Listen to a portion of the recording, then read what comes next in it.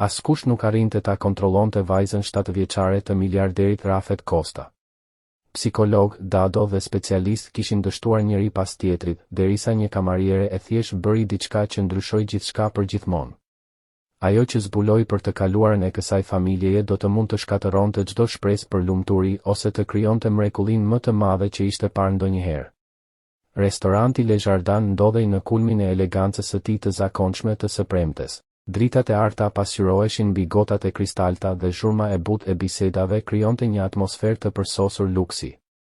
Por Sofia e dinte se ajo qetësi nuk do të zgjaste shumë. Ajo rregulloi përparsem për të 10ën herë dhe hodhi syt nga ora në mur. Familja Kosta do të mbërrinte shumë shpejt, dhe bashkë me ta edhe kaosi që çdo punonjes e njëjtë tashmë përmendesh. Do ta shërbesh ti tavolinën 12 sot? Pyeti menaxheri Carli, me një ton që përziente keqardhjen me vendosmërinë. Tavolina 12 ishte e famshme në korridoret e restorantit si tavolina e mallkuar. E di, u përgjigj Sofia duke marrë frym thellë. Ishte hera e 15 radhazi që ajo do t'i shërbente asaj familjeje dhe çdo herë kishte parë të njëjtën skenë të dhimbshme. Kur dera kryesore u hap, stomaku i saj u shtrëngua. Rafet Kosta hyri i pari, i gjatë dhe i veshur me kostum të përsosur, por me sytë e një njeriu që mbante një barë të rëndë mbi shpirt. Pas ti ecte Vanessa, elegante dhe e ftohtë, sikur mendja e saj të ishte diku tjetër. Dhe më pas u shfaq Izabela, 7 vjeçe, me flokë të artë dhe fustan princeshe. Sytë e saj, megjithatë, mbanin një trishtim të thellë që Sofia nuk mund ta harronte. Ata u ulën në qendër të sallës. Ishte e pamundur të mos i vije re. Izabela u ul përballë gjithë restorantit, si një mbretëresh e vogël gati për spektaklin e zakonshëm. Kur ushqimi mbërriti, gjithçka ndodhi si gjithmonë. Vajza hodhi vështrimin mbi nuggecat sikur të ishin helm. Nuk i dua, tha ajo. Rafeti u përpoq të ruante qetësinë. Vanessa mbylli sytë e turpëruar. Pak sekonda më vonë, lëngu u përmbys mbi tavolinë dhe heshtja pushtoi restorantin. Izabela nisi të hidhte copat e ushqimit në dy sheme një nga një. Por atë mbrëmje Sofia vuri re diçka që askush tjetër nuk e pa. Lotët që rëshisnin në heshtje në faqet e vajzës. Në vend që të largohej për të marrë leckat, ajo u ul në gjunjë pranë saj. O Izabela, tha me zë të butë. A mund të tregoj një sekret? Vajza ndaloi. Kur isha e vogël, edhe unë bëja rëmuj sepse më dhemte këtu brenda, tha Sofia duke prekur kraharorin. Rëmujat bëjnë zhurmë dhe zhurma i detyron njerëzit të shohin. Sytë e Izabelës u mbushën me habi. Edhe ty të dhem këtu? Pyeti Sofia. Vajza pohoi me kokë. Kur Sofia e pyeti çfarë do ta ndihmonte, Izabela i përshpëriti diçka në vesh. Pak minuta më vonë, për habin e të gjithëve, vajza u ul qetësisht dhe kapi dorën e kamarieres. Ajo tha se dëshiron që dikush të hajë me të, shpjegoi Sofia para prindërve të shtangur. Jo vetëm ta shoh. Ajo u ul pranë saj. Për herë të parë pas shumë javësh, tavolina 12 darkoi në paqe. Izabela hëngri gjithçka, qeshi dhe tregoi histori fëmijësh. Rafeti dhe Vanessa e shikonin pa fjalë. Pas darkës, Rafeti e thiri Sofian Mënjan. Si ja dole? Pyeti me sy të lagur. 15 psikolog nuk arritën atë që bëre ti. Ai nxori para dhe ja zgjati. Sofia buzëqeshi dhe i shtyu mbrapsht. Kjo nuk ishte mrekulli, tha ajo. Ishte vetëm fillimi. Të hënën, ndërsa pastronte tavolinat bosh, Sofia nuk arrinte ta hiqte vajzën nga mendja. Carli ju afrua dhe i tregoi diçka që ndryshoi gjithçka. Para 2 vitesh, gruaja e parë e Rafetit, Helena, kishte vdekur në një aksident automobilistik. Izabela kishte qenë në makinë dhe kishte parë gjithçka. Ajo kishte qëndruar pranë shtratit të SM-s deri në frymën e fundit. Pa pritur çdo gjë mori kuptim. Pak më vonë, Rafeti hyri në restorant jashtë orarit të zakonshëm. Dua të bëj një kërkesë, tha ai. Izabela dëshiron të vish për darkë në shtëpinë tonë. Sofia hezitoi, por pranoi me një kusht, ajo do të gatuante. Në mbrëmje, ajo qëndroi përpara vilës madhështore të familjes Kosta me një qese plot përbërës për makarona. Izabela vrapoi drejt saj me një gëzim të pastër. Sofia. Ti erdhe. Brenda, Vanessa e përshëndeti me mirësjellje, por dukej e pasigurt. Ishte mirënjohëse dhe njëkohësisht e lehtësuar, sikur dikush tjetër më në fund kishte arritur aty ku ajo kishte dështuar. Izabela e tërhoqi Sofian lart. Dua të tregoj diçka të rëndësishme. Dhoma e saj ishte plot vizatime, por në një qoshe ndodhej një tavolinë me fotografi. Kjo është mamaja ime, tha vajza duke i dhënë një kornizë. Helena buzëqeshte në foto me një ngrohtësi të rrallë. Sofia ndjeu një dridhje. Nuk ishte ngjashmëri fizike, por diçka në shikim. A duket si unë? Pyeti ajo butë. Po, tha Izabela. Mamaja thoshte se njerëzit e mirë kanë dritë në sy. Ti ke. Pastaj vajza tregoi të vërtetën. Babai kishte harruar të buzëqeshte me të. Vanessa përpiqej, por nuk dinte gjërat që Helena dinte, historitë para ushqimit, rëndësinë e bisedave pa telefon, lojën që e kthente darkën në aventurë. Kur bëj rëmuj, tha ajo me sinqeritet të dhimbshëm, ata më shohin. Sofia e përqafoi fort. Po sikur të mësoj një mënyrë tjetër që të shohin, pyeti ajo. Një mënyrë që do ta bënte maman tënde krenare? Sytë e vajzës ndriçuan. Më vonë, aroma e makaronave mbushi gjithë shtëpinë. Sofia përziente salcën në kuzhinën luksoze ndërsa shikonte drejt tavolinës së ngrënies. Izabela kishte shtruar gjithçka vetë, me kujdesin e një zonje të vogël. Për herë të parë, ajo nuk kërkonte vëmendje me zhurmë. Ajo e kishte gjetur atë. Pecetat e palosura në formë lulesh, vizatime të bëra prej saj si dekorimi veçantë dhe një qiri që ajo kishte këmbëngulur ta ndiste që gjithçka të dukej romantike si në filma. Aroma e ushqimit mbushi çdo cep të shtëpisë dhe për një çast dukej sikur koha ishte kthyer pas, në ditët kur lumturia ishte diçka e zakonshme për atë familje. Sofia, mban erë mrekullueshme, tha Rafeti, duke hyrë në kuzhinë me një buzëqeshje që ajo nuk e kishte parë që nga dita kur ishte një orë me të. Ka vite që kjo shtëpi nuk ka pasur aromë shtëpie. Babi, hajde shiko, bërtiti Izabela nga dhoma e ngrënies. Kam bërë një vend special që Sofia të ulet. Sofia buzëqeshi, por diçka në fytyrën e Vanesës, e cila po i vëzhgonte nga salloni pa folur asnjë fjalë, e bëri të ndiej në siklet. Që nga momenti kur ishte kthyer nga puna dhe kishte gjetur Sofian duke gatuar, ajo kishte qëndruar e heshtur. Darka është gati, njoftoi Sofia duke vendosur pjatën e madhe në tavolinë. Tavolina ishte transformuar. Izabela kishte krijuar një atmosferë të ngrohtë, krejt ndryshe nga restorantet luksoze ku ishin mësuar të hanin. Ishte familjare, e butë, plot kujdes. Sofia, ulu këtu, tha vajza duke tërhequr karrigen pranë saj. Është vendi i nderit. Për herë të parë pas shumë muajsh, ata hëngrën pa tension. Izabela tregoi histori për vizatimet e saj. Rafeti qeshi sinqerisht. Edhe Vanessa dukej më e qetë. E di, tha Rafeti duke marrë një porcion makarona, nuk më kujtohet hera e fundit që e pash Izabelën kaq vetvetja. Sepse Sofia i kupton fëmijët, tha vajza krenare. Ajo e di që edhe ne kemi nevojë të ndihemi të rëndësishëm. Fjalët ngrohen zemrën e Sofias, por ajo vuri re se Vanessa kishte ndalur së ngrëni dhe po e shikonte me një intensitet të ftohtë. Sofia, tha ajo pa pritur. A mund të flasim në kuzhinë vetëm? Buzëqeshja e Izabelës u zhduk. Rafeti ngrysi vetullat. Sigurisht, tha Sofia. Sa po dera u mbyll pas tyre, atmosfera ndryshoi. A ke kërkuar informacion për familjen ton para se të vije këtu? Pyeti Vanessa, duke kryqëzuar krahët. Si? Mos më trajto si budallaqe. Një kamariere e thjesht nuk arrin këtë ndryshim tek një fëmijë i traumatizuar pa e studiuar më parë. Sofia mori frym thellë. Karli më tregoi sot për Helenën. Ah, buzëqeshi Vanessa me hidhërim. Pra e kishe bërë detyrën e shtëpisë. Jo. Unë thjesht kujdesem për Izabelën. Kujdesesh, qeshi ajo pa humor. E di shumë mirë çfarë po ndodh. Një familje e pasur, një baba i dëshpëruar, një fëmijë i vetmuar.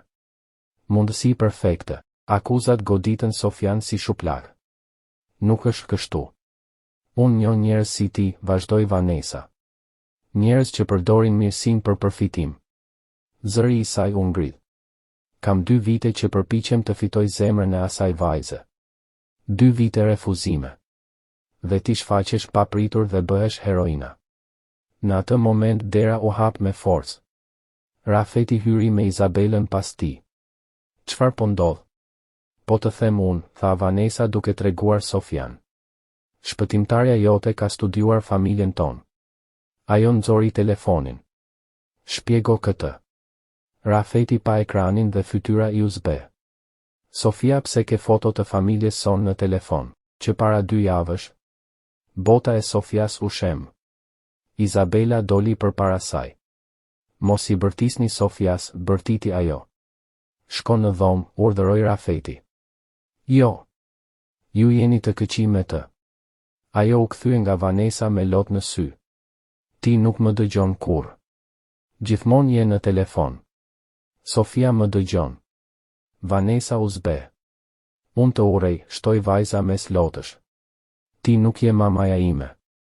Heshtja ishte e rëndë. Sofia shpjegoi të vërtetën. Kishte parë Izabelën në trotuar gjatë një krize dhe kishte bërë një foto sepse i kujtonte vetveten kur kishte humbur nënën. Megjithatë, Rafeti tha me qetësi, mendoj se është më mirë të largohesh. Izabela vrapoi drejt derës. Do iki me Sofian. Kaosi shpërtheu derisa vajza u ndal dhe u kthye. Doni të dini të vërtetën, tha ajo. Ajo rrëfeu se Sofia e kishte parë me dashuri, jo me keqardhje. Pastaj ju drejtua Vanesës.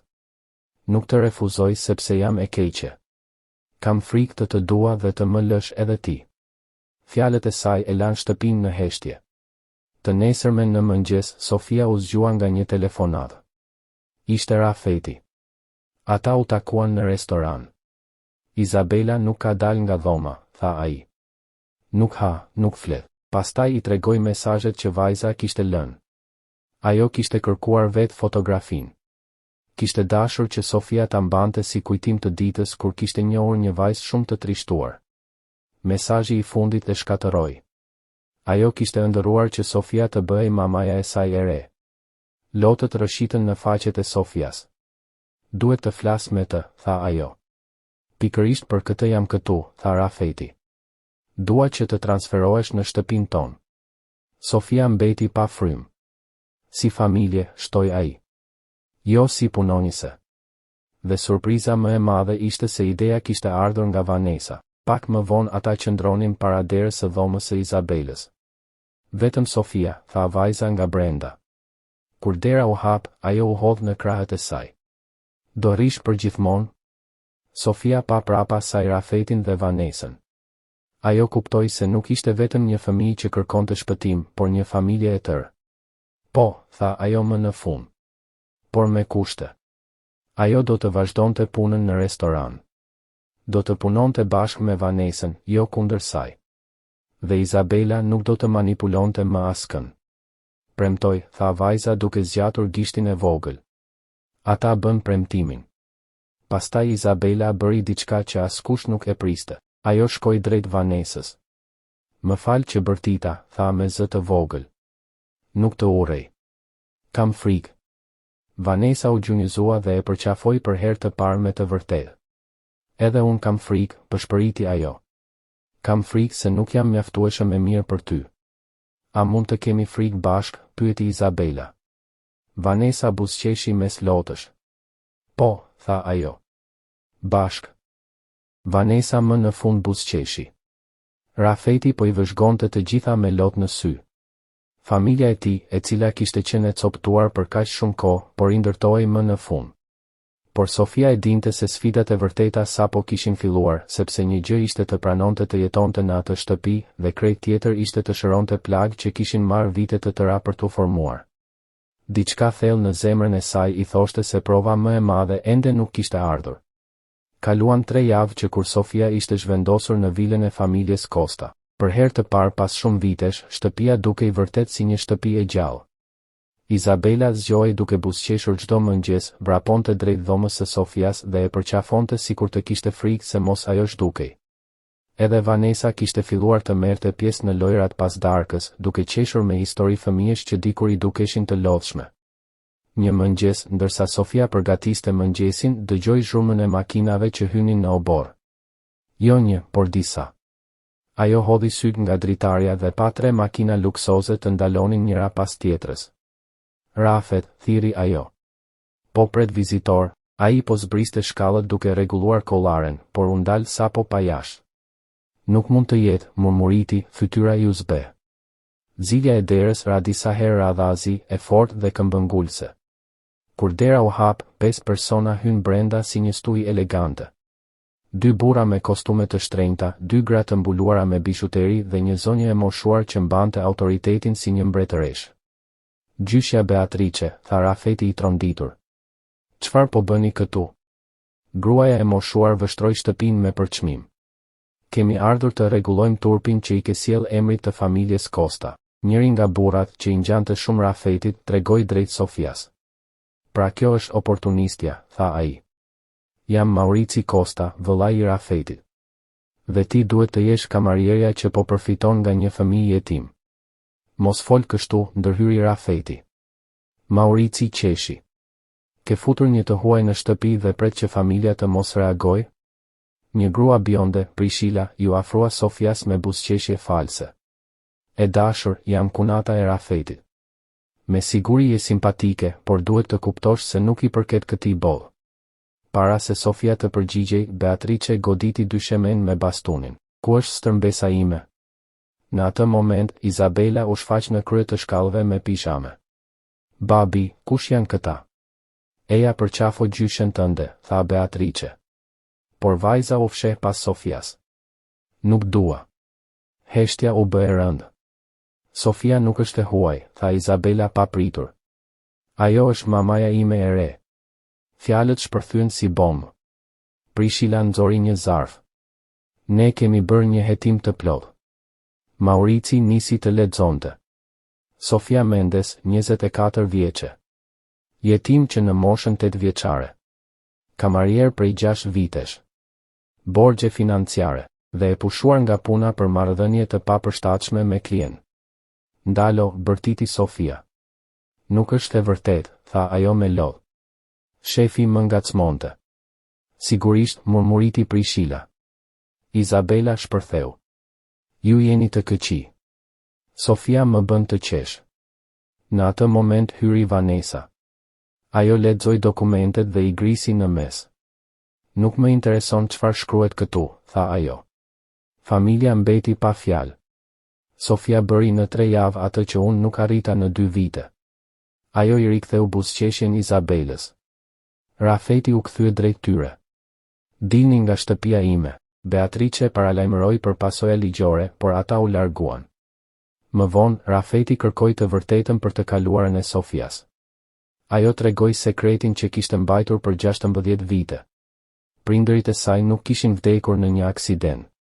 Ata ishin vrarë pasi babai kishte zbuluar mashtrime në një kompani farmaceutike. Kur ajo përshkroi burrin që kishte ardhur në funeral, Rafeti u zbe. Ai i tregoi një fotografi. Ishte i ati, Henriku Costa. Ai kishte qenë pronari i kompanisë. Sofia u thye. Familja juaj shkatërroi timen. Ajo u largua nga shtëpia ndërsa Izabela bërtiste pas saj. Natën, një mesazh anonim tregoi se Sofia ishte në varrezat e Shënpietrit. Ata shkuan menjëherë. Aty e gjetën të gjunjëzuar para varrit të prindërve të saj, me fotografi dhe dokumente të shpërndara rreth saj. Izabela vrapoi drejt saj. Erdha të marë. Rafeti zbuloi se baba i tij kishte vjedhur edhe trashëgimin e Sofias. Izabela i u drejtua varrit. Familja nuk është vetëm gjaku, tha ajo. Është kush zgjedh të qëndroj. Sofia qau. Mami, babi kam jetuar me zemërim për 16 vite. Por kjo vajzë më mësoi se dashuria është më e fortë. Ajo u kthye nga Rafeti. Të fal, jo sepse ai e meritonte, por sepse Izabela meritonte një familje. 6 muaj më vonë, Sofia përgatiste mëngjesin. Izabela e përqafoi nga pas. Mirëmëngjes, mami Sofia. Rafeti hyri në kuzhinë. Si janë 2 gratë e mia të preferuara. Vanessa mbërriti për në punë. Familja ishte e plotë. Në vizatimin e Izabelës ishin të gjithë bashkë, madje edhe prindërit e Sofias duke i ruajtur nga qielli. Sofia pa përreth dhe kuptoi se kishte gjetur më shumë se një shtëpi. Kishte gjetur faljen, sepse ndonjëherë dashuria lind nga hiri i tragjedisë dhe rritet kur njerëzit zgjedhin të ndërtojnë ura në vend të mureve. Dhe ndonjëherë një kamariere e thjesht arrin vërtet të bëjë të pamundurën të kthejë një familje të thyer në një shtëpi plot dashuri.